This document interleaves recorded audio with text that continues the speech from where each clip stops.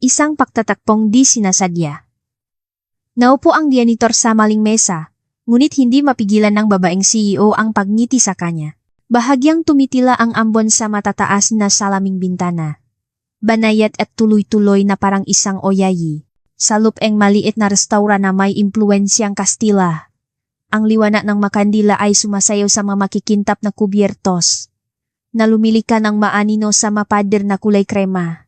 Ang hangin ay may bahagyang amoyng rekado at mantikilya. At isang pianista sa dulong bahaging lugar ay tumutuktok ng isang marahang himig. Si Isabel ay nakaupo sa mesa sa tabing ng bintana. Ang kanyang postura ay maganda ngunit tila may bigat na dinadala. Ang kanyang buhok na may kulay ay malumanay na nakalugay sa kanyang mabalikat at ang kanyang maamong mukha ay tila pagod. Isang puting blazer ang mayos na nakasabit sa kanyang balikat na bumabagay sa malambot na kulay ng kanyang blusa. Muli niyang sinulyapan ang kanyang relo 30 minuto nang huli ang kanyang kadate. Humigop siyang alak na halos hindi niya nagagalaw at nakbigay ng isang maliit at magalang na ngiti sa waiter na dumaan. Pinilit siyang kanyang kaibigan na subukan ang blind date na ito. Isa lang. Mukha siyang mabait, isa. Sabi nito. Naka-gray coat daw, at nagtatrabaho sa finance. Kailangan mo siyang makilala. Kaya't pumunta siya, at naghintay. At ngayon, iniisip niya kung naindiyan na ba siya. Tumunok ang kampanilya niyang pinto. Agad siyang napatingin. Isang lalaki ang pumasok, pinapakpak ang ulan mula sa kanyang balikat. Nakasuot siya ng navy blue na uniforme sa trabaho na medyo may gasgas na sa mga dulo, na may patch ngang pangalan na nagsasabing, Mateo, sa kanyang kamay, na hindi mayos na nakabalot sa dayaryo, ay isang maliit na bungkos ng ngaligaw na bulaklak dilaw, lila, at puti basa. Ngunit buo pa rin. Naatubili si Mateo sa pasukan, nilibot ng tingin ang silid. Hindi niya balak pumasok. Naroon lang siya para mag-deliver ng tubig, ang kanyang sideline pagkatapos ng kanyang trabaho bilang janitor. Ngunit mas malakas ang ulan kaysa sa kanyang inaasahan, at tapos na ang delivery. Kailangan niya lang masisilungan. Isang batang waiter, bago at medyo naguguluhan, ang nakapansin sa kanya. Sa pag-akalang may hinihintay ito, magalang siyang kumumpas at nagsabi, Sir, narito na po ang kasama ninyo. Dito po tayo. Napakurap si Mateo. Hindi sigurado. Ngunit bago pa siya makapagsalita, tumalikot na ang waiter at itinuro ang isang mesa sa tabing ng bintana ang mesa kung nasaan ang babaeng nakaputing blazer. Nakita ni Isabel na papalapit ang lalaki at sa isang saglit, bumakas ang pakalito sa kanyang mukha. Mukha itong hindi sigurado. Halos humihingi ng paumanhin, ngunit dahan-dahang naupo, hawak ang mabulaklak na parang isang batang may regalo na hindi alam kung paano ibibigay. Tinitigan niya ito. Uniforme sa trabaho, makakapal na kamay, walang gray coat. Malinaw na hindi ito ang lalaking dapat niyang katakpuin. Gayunpaman, naupo ito sa tapat niya. Ang mata ay diretso, mabait, at medyo basa dahil sa ulan. Bahagya niyang itinagilit ang kanyang ulo. Tingin ko po ay namali kayo ang mesa. Nanlaki ang mga mata ni Mateo.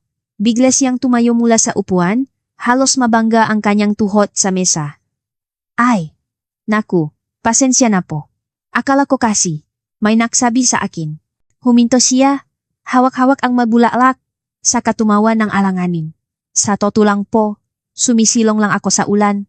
Tiningnan siya ni Isabel. Nakita niya ang tubig na tumutulo mula sa kanyang manggas, ang mabulaklak na bahagyang nalalantas sa kanyang kamay, at may iba pa isang bagay na pamilyar sa paraan ng kanyang pagtingin sa paligid, na parabang hindi siya kabilang doon.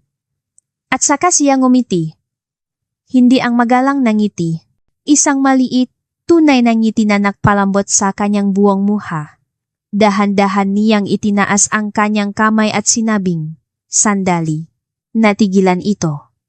Yumuko siya, mahina ang boses ngunit sigurado. Hindi ikaw ang dapat kong katakpuin, sabi niya. Pero, tiningnan niya ang bakanteng upuan sa tapat niya, ang mabulaklak, at saka ang mukha nito. Sana ay huwag ka nang umalis. nakatitigan sila. Ang piano, sa likuran nila ay tumuktok ngang isang malumanay at matagal na nota, at sa unang pagkakataon sa gabing iyon, ang sandali ay hindi na parang paghihintay. Isang waiter ang bumalik sa mesa. Ang mamata ay palipat-lipat sa dalawa. Nahuli ni Isabel ang tingin nito at bahagyang itinaas ang kanyang kamay. Gusto mo bang umorder? Tanong niya. Lumingon kay Mateo. Nag-atubili ito. Ang nga daliri ay bahagyang humigpit sa basang bungkos ng bulaklak. Naku, huwag na po, nakakahiya. Sige na, marahan niyang sabi. Ituring mo na lang na bayad sa aksidenteng pag-upo mo rito. Napatawa ito ng bahagya. Et tumango. Sige po. Isang mainit na sabaw at tinapay na lang kung mayroon. Mabilis itong isinulat ng waiter at umalis. Inalis ni Mateo ang kanyang manipis at gastadong guwantes, maingat na inilapa sa gilid ng mesa. Ang kanyang nga kamay ay makapal at kalyo, ang uri ng makamay na humawa nga malamig na kasangkapan at nagbuhat ng mabibigat na timba sa loop ng maraming taon. Tila hindi sila nababagay sa tabingang makikintap na kubiertos at puting mga serbilyeta. Nagsimula silang makusap, una tungkol sa panahon at sa bagyo sa labas. Ang uringang usapan na pampuno sa katahimikan sa pagitan ng mga estranghero, ngunit hindi ito nanatiling ganun katagal. Itinagilit ni Isabel ang kanyang ulo, tinitingnan ang nga bulaklak na ngayon ay nasa mesa. Para kanino po ang mabulaklak? Ngumiti si Mateo, tila nahihiya. Pinipitas po iyan ng anak kong babae. Sabi niya, ibigay ko raw sa isang taong mabait. Natawa si Isabel, isang malambot at sorpresang tunog. Pagkatapos, walang seremonya, inabot niya ang bungkos at maingat na inilagay sa kanyang basong tubig. Tumagilid ang maligaw na bulaklak. Basa pa rin sa ulan. Ngunit sa basong iyon, tila sila ay nababagay. Ito ay isang maliit na kilos. Ngunit may nagbago. Sumandal ng bahagya si Mateo, ang kanyang ekspresyon ay naging mas maaliwalas. Ang pangalan niya po ay Maya, 6 na taong gulang. Para sa kanya, obligado ang pagsusuot ng pink na bestida at ayaw kumain ng pancha kung hindi strawberry. Napangiti si Isabel. Mukhang makulit siya. Sobra po, sabi niya ng may pagmamalaki. Mayroon siyang staff bear na ang pangalan ay Kapitan Berto. Siya ang nagpapatakbo ang kanyang kaharian. Muli siyang natawa. Sa pagkakataong ito ay bahagyang ipinatong ang kanyang baba sa kanyang kamay. Gusto ko yan. Huminto si Mateo at saka idinakdak. Noong nakaraang taklamik, nawalan kaming kuryente. Gumawa kami ng pekang pugon gamit ang makandila at isang kawali. Nagbasa kami ng fairy tale sa ilalim ng kumot gamit ang flashlight. Lumambot ang ngiti ni Isabel. Ang kanyang mata ay nanatili sa kanya, ang nga ito'y kumikinang sa ilalim ng liwanag. Ang init mula sa mga kandila ay nagpamukha sa kanyang mas bata. Hindi gaanong guarded. Matagal na akong hindi nakatawa ng ganito, bulong niya. Tumingin si Mateo sa mangkok ng mainit na sabaw sa harap niya. Ang usok ay pumapailan lang sa hangin. Dahan-dahan niya itong hinalo at mahinang sinabi. Hindi ko po akalain na dapat tumawa ang nga tao kapag sila ay nagiging tatay. Nanay. At tubero gabi-gabi. Tumingin siya sa mga mata nito. May kahinaan sa kanyang boses. Pero si Maya, pinapaniwala niya ako na kaya ko. Sa sandaling iyon, sa labas ng restaurant, isang lalaking naka-gray coat ang lumapit sa pasukan. Huminto siya bago pumasok. Sumilip sa bintana. Nakita niya si Isabel na marahang tumatawa. Nakaupo sa tapat ng isang lalaking hindi niya gaanong makita. Ang kanyang muka ay nagliliwanag sa liwanag ng kandila. Ang paraan ng kanyang payuko. Ang bungkos niyang ngaligaw na bulaklak sa mesa mukha itong isang date na nagsimula na. Umatras ang lalaki. Lumipas ang isang saglit. Pagkatapos, hindi na pumasok. Tumalikot siya at naglakad palayo. Walang iniwang mensahe. Sa loop, patuloy na tumatapik ang ulan sa salamin. Sumandal si Isabel sa kanyang upuan. Minsan na akong na-engage, bigla niyang sinabi. Nagbago ang kanyang tono. Mas tahimik, mas marupok. Kapipirma lang namin ng mapapeles para sa aming bahay nang mangyari ang aksidente. Wala na siya bago pa kami makalipat. Hindi ko man lang binuksan ang nagamit. Hindi nagsalita si Mateo. Sa halip, kumuha siyang isang serbilyeta, maingat itong tiniklop, at iniabot sa kanya nang walang salita. Tinanggap niya ito. Ang kanyang nga mata ay nangingilit. Akala ko, walang makakaintindi sa ganoong klaseng pagkawala. Bulong niya. Ang boses ay nanginginig. Hanggang ngayong gabi. Hindi sila nagsalita ng ilang sandali. Hindi na kailangan. Nang dumating ang bill, wala ni isa sa kanila ang gumalaw para kunin ito kaagad. Nanatili sila roon ng 15 minuto pa matapos bayaran ang pagkain. Hindi dahil sa pagkain, hindi dahil sa paggalang, kundi dahil wala sa kanila ang gustong unang tumayo. Ang mailaw sa 33 palapak ay bahagyang umugong, nagbibigay ng malamig na liwanag sa makintap na marmol. Halos hating gabi na. Tahimik ang opisina, wala nang mga ehekutibo at katulong. Ang ugong ng computer ay natahimik na para sa gabi. Lumabas si Mateo mula sa service elevator. Kasunod ang kanyang timbangang mop. Ang sahig dito ay laging malinis, kumikinang, hindi nagagalaw. Ngunit ngayong gabi, iba ang pakiramdam, mabigat. Hindi niya inaasahan na maasayin sa palapak na ito. Karaniwan niyang nililinis ang mga mas mababang palapak, mangga banyo, mangga break room. Ngunit ngayong gabi, isang taga sa pantry ng mga ehekutibo ang naging sanhi ng pagtulo ng tubig sa pasilyo. Itinawag ito nga maintenance at si Mateo ang pinakiusapang humawak nito. Habang itinutulak niya ang pinto, nagulat siya sa mahinang tunog ng seramika. Si Isabel ay nakatayo malapit sa bintana. Nag-ayos ngang isang tumpok ng mga folder na katalikot. Isang tasang kape na hindi pa naubos ang nasa mesa. Sa tabi niya. Wala na siyang suot na jacket ngayon. Isang malambot na gray na blusa at slacks na lang. Ang kanyang buhok, mas maluwag kaysa dati, ay sumasalo sa ilaw ng opisina. Lumingon siya at nakita siya. Sa isang segundo, walang gumalaw. Walang tuktok ng piano ngayon, walang liwanag ng dila, tanging katahimikan at puting LED. Dahan-dahang inalis ni Mateo ang kanyang sombrero at ibinaba ang kanyang tingin. Ma'am, tumingin ito sa kanya. Tunay na tumingin. Ang uniforme, ang mop, ang pamilyar na mukha sa isang hindi pamilyar na konteksto. Alam mo na ngayon, mahina niyang sabi. Noon pa man po, sagot niya. Kalmado ang boses. Napakurap si Isabel. Ano? Tiningnan ni Mateo ang kanyang nga mata. Nililinis ko ang palapa na ito gabi-gabi. Nakikita ko ang pangalan ninyo sa pinto. Pero sa restaurant, hindi kayo mukhang CEO. Mukha kayong isang taong ayaw mapag-isa. Nanatili siyang nakatayo, hawak ang tasa. At ikaw? Sabi niya, ang tono ay hindi mabasa. Hindi ka mukhang isang taong naglilinis ng sahig. Bahagya siyang ngumiti. Nung gabing yon, hindi niyo ako tinrato na parang ganonen. Walang akusasyon sa kanyang boses, walang kapaitan, tanging tahimik na katapatan.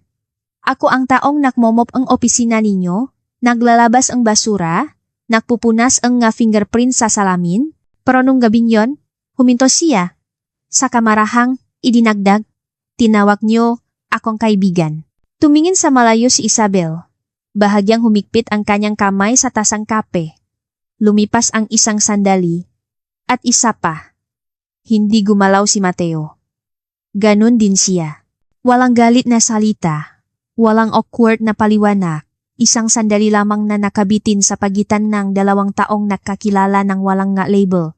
At ngayon ay nakatayo sa ilalim ng buong liwanag ng nga ito. Sa wakas ay nagsalita siya. Halos pabulong. Patawat. Tumango siya ng isang beses. Huwag po kayong mag-alala. Tumalikod siya. Marahang itinulak ang timbangang mapatungo sa pantry. Habang naglalakat siya palampas sa kanya. Tila sumusunod sa kanya ang amoy ng ulan mahina. Malayo, parang isang alaala. Sa likuran niya, nanatiling nakatayo si Isabel. Sa kanyang mata, hindi paksisisi, kundi isang bagay na mas mabigat. Panghihinayang. Bumalik na naman ang ulan, mas malakas kaysa dati, tuloy-tuloy na tumatama sa bubong ang mataas na gusali. Ang mailong lungsot ay kumikinang sa gitnang buhos ng ulan, at ang lobby ng gusali ay umaaling-awngaw sa mahinang langit-ngit ng mabasang sapatos at ugong ng mga elevator. Inayos ni Mateo ang backpack ni Maya sa kanyang balikat habang papasok sila sa service entrance. Medyo may lakna siya kaninang tanghali. Paliwanag ng kanyang guro sa telepono. Hindi naman seryoso, pero mas mabuting magpahinga na lang siya. Sinubukan niyang tawagan ang lahat ng kapitbahay, kaibigan, kahit ang babaeng nagbabantay sa tindahan sa kanto. Walang makapag-alaga sa kanya sa ganoong kaiksing panahon. Kaya, heto sila. Si Maya, nakabalo sa kanyang pink na kapote, ang kanyang ngabotang goma ay lumalangit-ngit sa bawat hakbang. Dinala niya siya sa maliit na break room nga empleyado sa ikatlong palapak. Pinainit siyang kumot at isang chocolate milk mula sa vending machine. Dito ka lang? Ha? Sabi niya. Lumuhot sa harap niya. Magkulay ka sa libro mo? Aayat lang si tatay saglit. Seryoso siyang tumango. Ang kanyang pink na headband ay bahagyang nakatagilid. Pwedeng magkulay din si Kapitan Berto. O naman, sabi ni Mateo, tinapik ang kanyang ilong. Pero dapat salup lang ang linya ha? Dahan-dahan niyang isinara ang pinto at nakmadali papunta sa service elevator. Nanatiling tahimik si Maya ng nga 4 na minuto. Pagkatapos ay lumabas siya. Ang pinto ngang, opisina ngang, CEO ay bumukas ng may mahinang kalansing. Tumingala si Isabel mula sa kanyang laptop, nagulat, at doon, nakatayo sa gitnang kanyang makintap na opisina, ay isang maliit na batang babay na nakapink na bestida at kumikinang na bota, hawak ang isang krayola sa isang kamay at isang lumalumang stuffed bear sa kabila.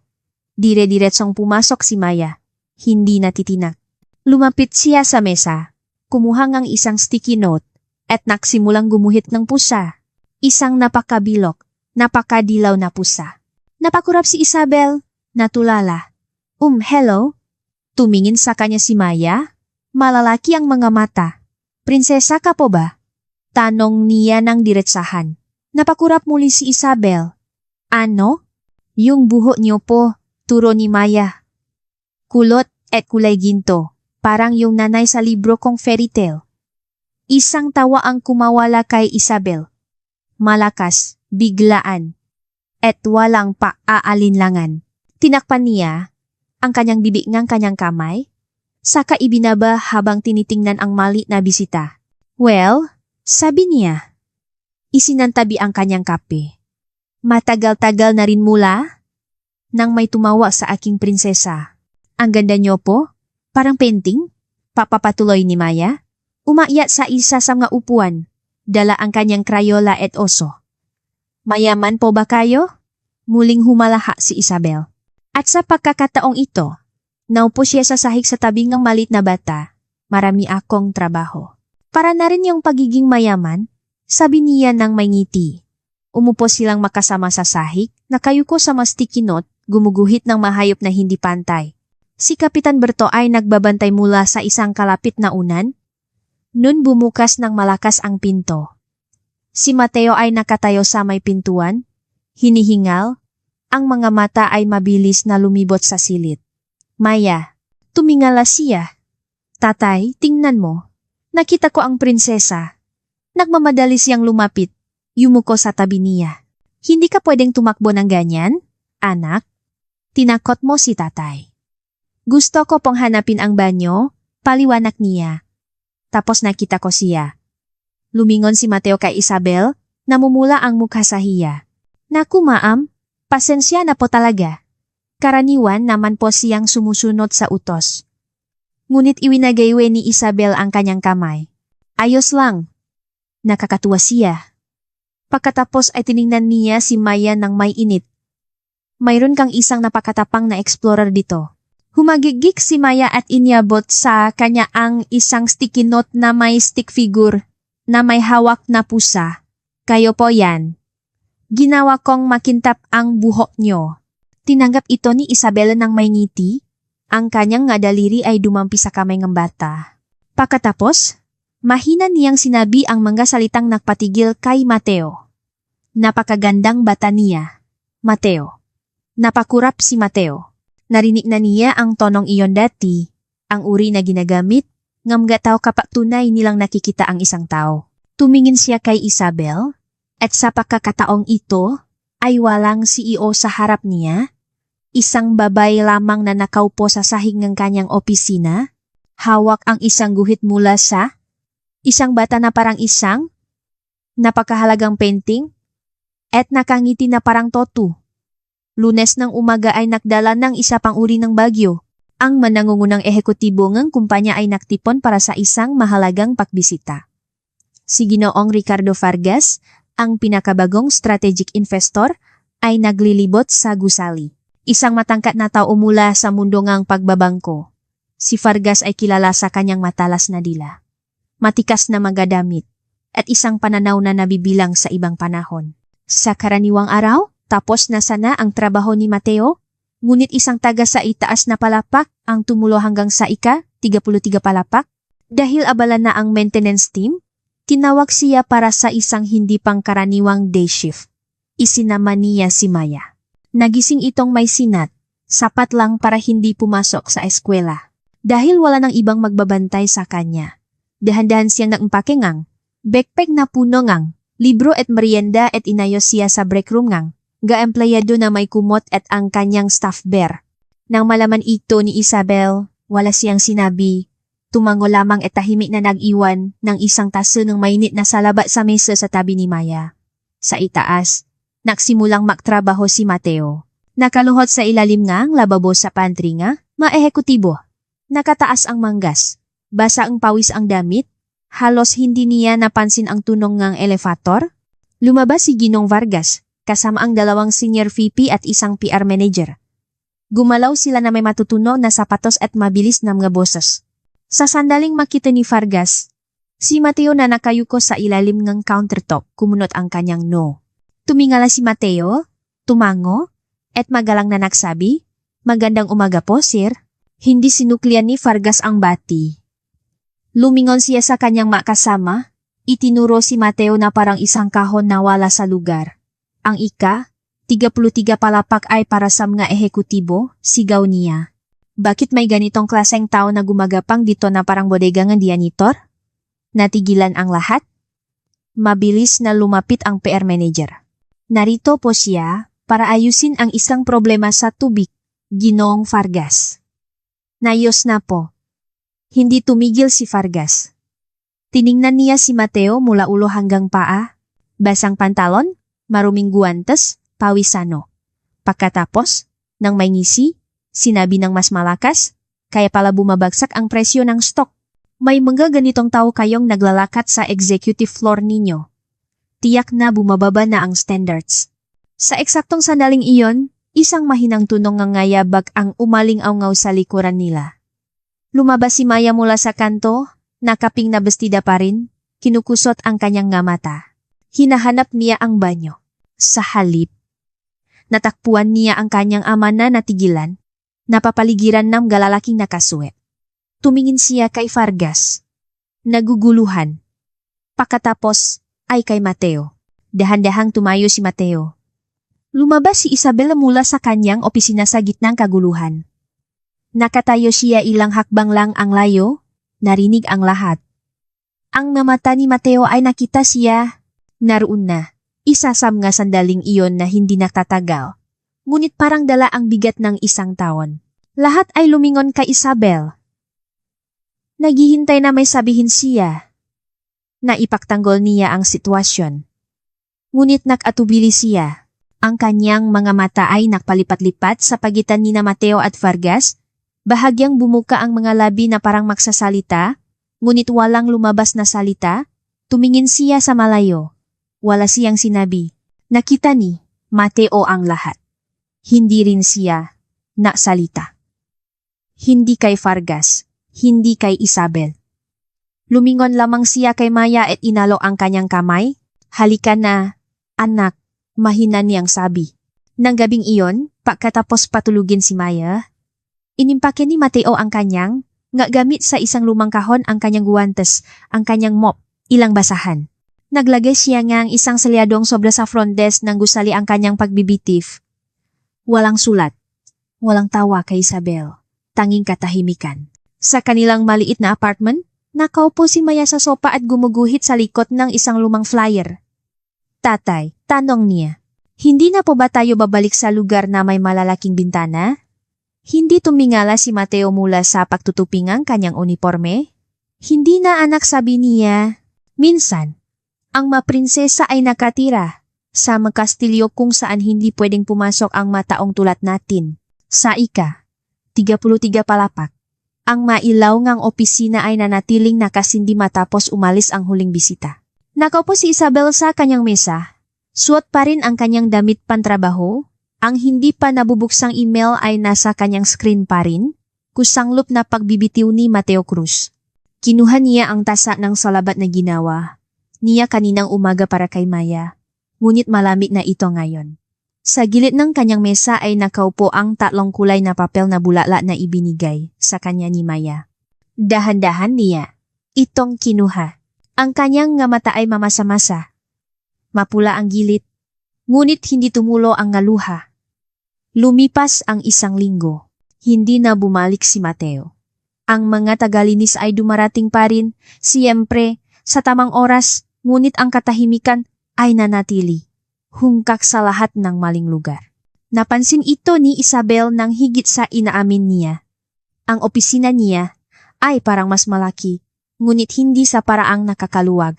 Ang bintana, na dati pinagmumulan ng kalinawan, ay nag-alok na lamang ngayon ng refleksyon na ayaw niyang makita. Ibinuhos niya ang kanyang sarili sa trabaho. Ang kanyang kalendaryo ay nanatiling puno. Ang nga pagpupulong ay naghalo-halo. Pinuri ngang kanyang koponan ang kanyang pagiging fokus. Alam niyang hindi ito kalinawan. Ito ay pag-iwas. Ang mabulaklak sa kanyang mesa ay matagal nang nalanta. Ngunit ang maalaala ay nanatili. Kung paano inilagay ang mga ito sa isang baso ng tubig, maliwanag at tapat. At ang mga maliliit na bagay, ang mahinang amoy ng ulan at sabon sa kanyang diaket. Ang paraan ng pagtawa ni Maya, na umalingaw-ngaw sa pasilyo. Nasimulang katakutan ni Isabel ang ika-33 palapag. Isang hapon, bago maksimulang maging kulay ginto ang langit, tumunok ang kanyang intercom. Miss Isabel, sabi nga nasa front desk, mayroon po ritong iniwan para sa inyo. Kanino galing? Hindi po naagiban ng panggalan. Basta para sa inyo na po. Nagatubili siya, sa katumayad bumaba. Sa likod ng desk, nakaupo sa isang marmol na counter, ay isang maliit na bungkos na nakabalot sa plastik. Hindi ito mga bulala. Papel ito. Isang bungkos ng mga tinuping hugis. 3 kulay. Mapusyaw na dilaw, kulay rosas, at malambot na kayumanggi. Ang nagilid ay hindi perpekto. Ito ay gawang kamay. Ito ay papel ni Maya. May mga guhit ng Crayola, mga baluktot na puso. Isang malaking araw na nakangiti. Nakakabit sa gilid ay isang sulat. Binuksan niya ito. Sulat kamay ni Mateo. Salamat sa pagbibigay sa akin ng isang gabi para maging ibang tao. Walang pirma, walang return address, iyon lang. Nahirapan siyang huminga. Naupo siya sa pinakamalapit na bangko, nanginginig ang mga kamay, hawak ang bungkos. Isang patak ng luha ang bumaksak, pagkatapos ay isa pa. Hinawakan niya ang mapapel, nabulaklak sa kanyang dibdib habang papalubog ang araw. Dahan-dahan siyang tumayo, may nagbago sa loop niya, panahon na para kumilos. Hindi niya hahayaang magtapos ito sa katahimikan. Ang makali dito ay mas makitit, napapaligiran ng malumang gusali. Ang semento ay may malamat, putpot ng ang panahon. Nakita ito lahat ni Isabel ng may tahimik na paktuan. Hawak niya ang address sa kanyang alaala. Nakatayo siya ngayon sa harap ng isang 3 palapag na apartment na may mga bakbak na pintura at nga paso ngang halaman na hindi pantay na nakakumpol sa hagdan. Wala siyang suot na tako ngayon. Walang blazer. Ang kanyang buhok ay malayang nakalugay. Walang makeup sa kanyang mukha. Tumingin siya sa hawak niyang sobre. Saka siya kumatok. Bumukas ang pinto ng mas mabilis kaysa sa inaasahan niya. Si Maya ay nakatayo ron, maliwanag ang mamata, may bahid ng harina sa kanyang pink na bestida. Ang prinsesa na may ginintuang buhok ay nandito. Lumingon siya at sumigaw. Tumakbo sa loob. Tatay, nandito po talaga siya. Ngumiti si Isabel. Marahan hindi sinasadya, punong isang bagay na hindi niya naramdaman sa loob na maraming linggo. Lumabas si Mateo sa pasilyo. Nakasuot siyang lumang kulay abon na t-shirt at pantalon na kupas na. Ang kanyang buhok ay medyo magulo. Naktama ang kanilang nga mata. Una ay sorpresa. Pagkatapos ay pag-ingat. Isabel, sabi niya, mahina at may pag-ingat. Tumango siya. Malambot ang boses. Alam kong narinig mo ang sinabi ni Vargas. Simula niya, matatak ang boses. At alam kong nakita mo, akong walang sinabi. Hindi ako takot sa kanya. Pagpapatuloy niya.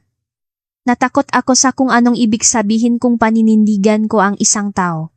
At mali ako. Matagal na akong mag-isa, Mateo. Nakalimutan ko na kung ano ang pakiramdam na pumili ng isang tao. O hayaan ang isang tao na piliin ako. Bago pa humaba ang katahimikan, bumalik si Maya. Sabi po ni tatay, binigyan niyo akong salabat. Sabi niya nang may pagmamalaki. Nagustuhan ko po. Gumaan ang tiyan ko. Natawa si Isabel. Isang basak na tunok. Yumuko siya para maging makalevel sila. Namiss kita.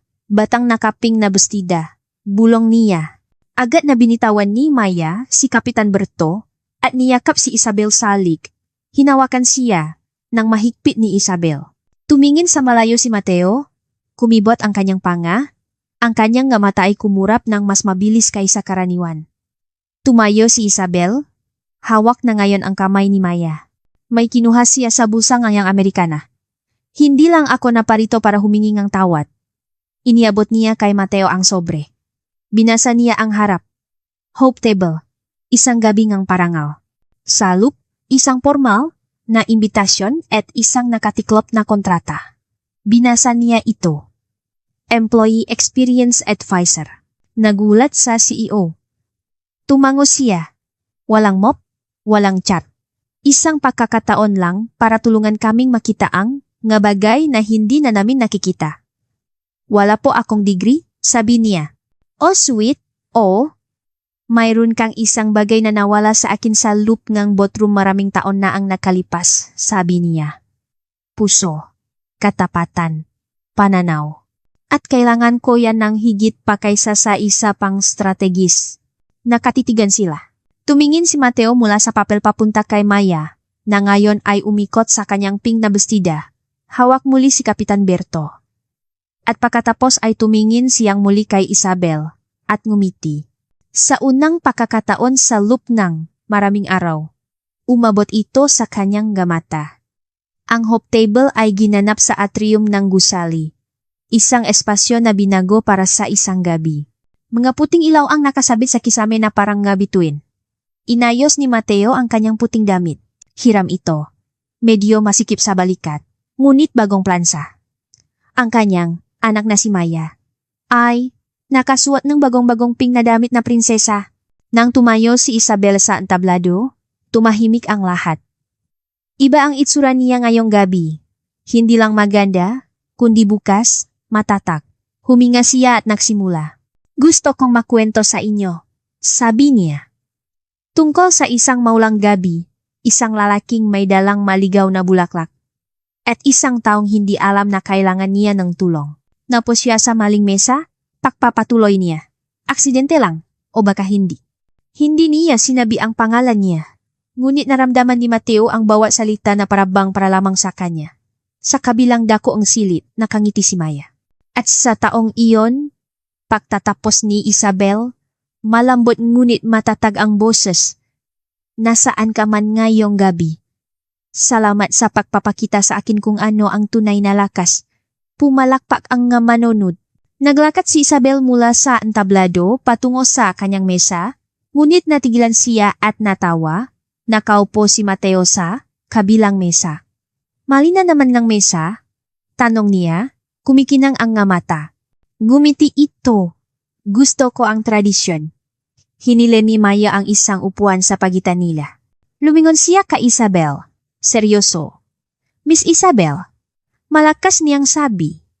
Pwede po ba kayong maging nanay ko? Napuno ng tawanan ang paligid. Namula si Mateo. Napakurap si Isabel. Hindi makapagsalita. Pagkatapos ay yumuko siya papalapit kay Maya. Kung handa kang ibahagi sa akin ang strawberry pancakes mo, bulong niya. Payak ako. Sumigaw si Maya, niyakap silang dalawa. Huminga ng malalim si Mateo at tumingin kay Isabel. Tumingin din siya pabalik. May isang bagay na dumaan sa pagitan nila. Tahimik, malalim, hindi sinasabi.